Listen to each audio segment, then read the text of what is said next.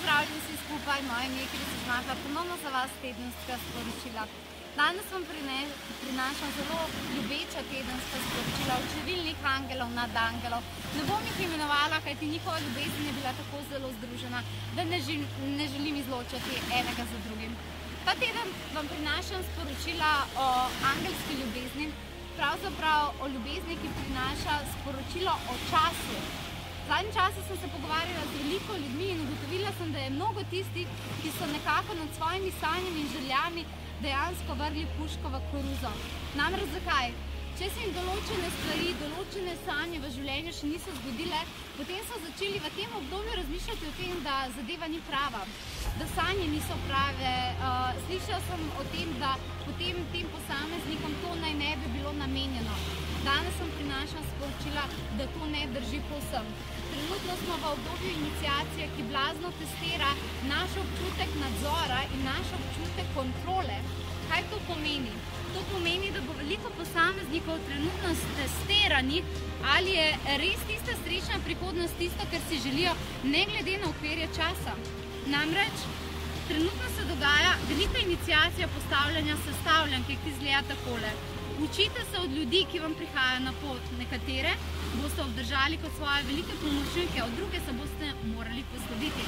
Postavljajo se okoliščine, ki niso vedno lahke, z namenom, da boste postali ljudje, ki bodo lahko delili svetlobo svojemu svetu in seveda zunanjemu svetu. Postavljajo se druge preizkušnje in vse te preizkušnje nekako na glas kričijo, kaj pa, če ti ne bo uspelo, kaj pa, če tvoje sanje niso prave, kaj pa, če to namenjeno drugim ljudem in tebi ne.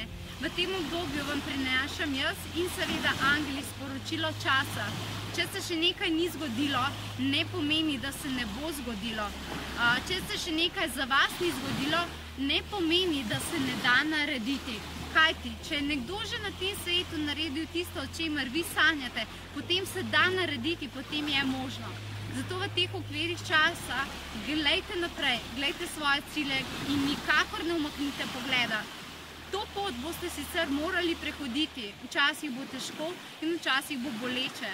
Včasih se boste morali posloviti od okoliščin, od ljudi in to niso lahke zadeve.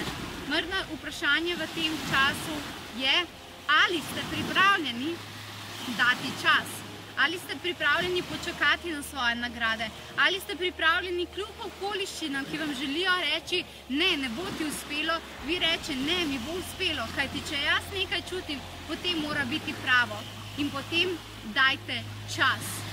V tem obdobju si dajte čas, vzemite si čas, meditirajte, pojdite na lepše, pojdite na dopust, izklopite možgane, izklopite glavo in se resnično osredotočite, kaj je tisto, kar vi hočete. In ko se vi odločite, kar vi hočete, čas ne bo več pomemben, kajti tudi ko bi to dobili in tudi če bi trajalo 5 minut, bi bilo vredno. A razumete?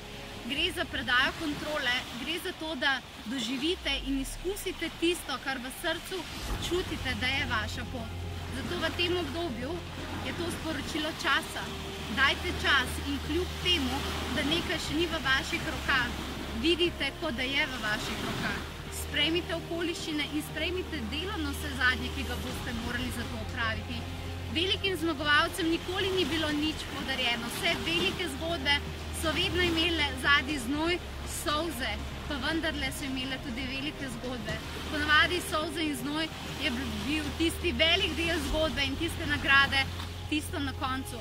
Vendar vi morate vedeti, da tisto na koncu pride. Zato v tem obdobju si vzemite čas. Čas zase, da ugotovite, kaj je tisto in čas za to, da to zgradite. Vendar tako kot narava nosi svoj cikel, vi potrebujete svojega. Nikoli ne obupajte, to je vaš čas. Želim vam lep teden, lepo se imejte.